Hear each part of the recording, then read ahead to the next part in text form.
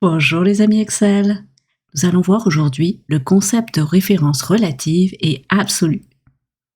Nous allons faire un tour du côté des placements.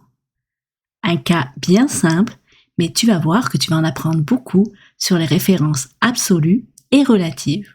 Commençons sans plus tarder cette exploration sur un concept essentiel. Pour notre premier scénario, nous allons calculer la variation de notre placement selon un rendement mensuel variable. Le rendement par mois se trouve à la ligne 4. En janvier, nous avons dans la cellule B4 un rendement mensuel de 1%, dans la cellule B6 un placement de $1000, dans la cellule B7 le gain de 1% qui représente un montant de $10. La cellule B8 nous montre la somme de B7 plus B6 qui équivaut à $1010 à la fin du mois de janvier. Nous voulons calculer le total du mois de février. Comment nous y prendre sans retaper la formule? Est-ce que l'on peut copier la formule de B8 en D8? Tu vas peut-être me dire que c'est stupide, car si on copie la formule égale B6 plus B7 en D8, D8 va aussi être égal à B6 plus B7, qui est le total de la fin janvier, mais qui n'est pas ce que nous voulons, puisque nous voulons le total à la fin février. Essayons quand même. Eh, cela semble avoir fonctionné. Si tu te demandes pourquoi, c'est à cause des références relatives. Arrêtons-nous un moment sur la terminologie et le mot relatif. Pourquoi est-ce que l'on parle de référence relative? En fait, quand nous copions la formule B6 plus B7, Excel ne lit pas B6 plus B7, mais lit plutôt la position relative de B6 et B7 par rapport à la formule en B8. B6 est dans la même colonne que B8, mais 2 cases plus haut. En référence relative, on peut écrire B6 par rapport à B8 et dans la même colonne, mais à la ligne de B8 moins 2 lignes. Donc, quand on copie la formule de B8 en D8, Excel va calculer la référence relative équivalente à B6 en faisant le calcul suivant à partir de D8. Colonne identique à D8, donc colonne D. Ligne moins 2 par rapport à D8, donc ligne 6, qui est égale à 8 moins 2. B6 est donc remplacé par D6. Selon la même logique, par quoi va-t-il remplacer B7? B7 est dans la même colonne que B8 et une ligne avant B8. Donc, quand la formule est copiée en D8, Excel remplace B7 par D7.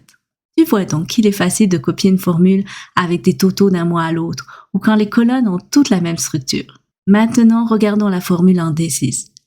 D6 égale B8. Si je copie D6 en F6, quelle formule va apparaître en F6? B8 par rapport à D6 et 2 colonnes avant et 2 lignes après. Donc, en F6, je vais avoir la formule égale D8, car D est 2 colonnes avant F et 6 plus 2 égale 8. Copions donc la formule pour voir si cela a fonctionné. On a bien D8. On voit dans ce premier scénario que les références relatives fonctionnent bien. Voyons voir maintenant un second exemple avec un taux mensuel de rendement fixe. Cette fois-ci, on va vouloir calculer le gain mensuel. En C6, la formule est égale à C5 que multiplie B4. Mais est-ce que je peux copier la formule de C6 en E6? Calculons ce que serait le résultat. De C6 à C5, c'est une ligne en moins.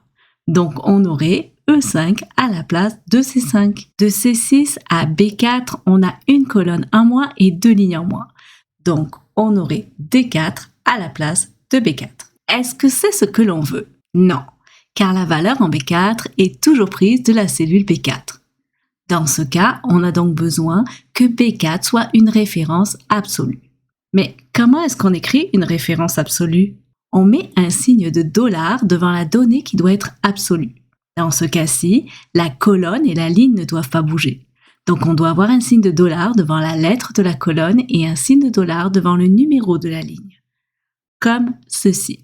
Tu peux voir que lorsque l'on copie la formule, la référence de B4 ne change pas. Affinons encore nos connaissances.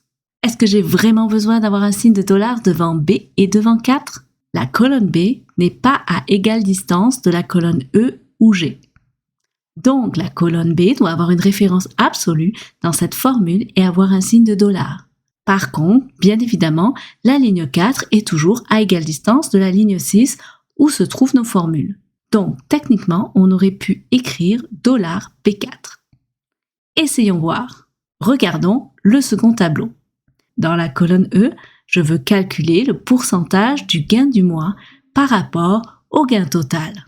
E12 égale C12 que divise C15. On obtient 63%. Si je recopie ma formule vers le bas en cliquant sur le carré en bas à droite de la cellule et en glissant la souris vers le bas, j'obtiens un message d'erreur. Ce message d'erreur est typique d'une division par 0.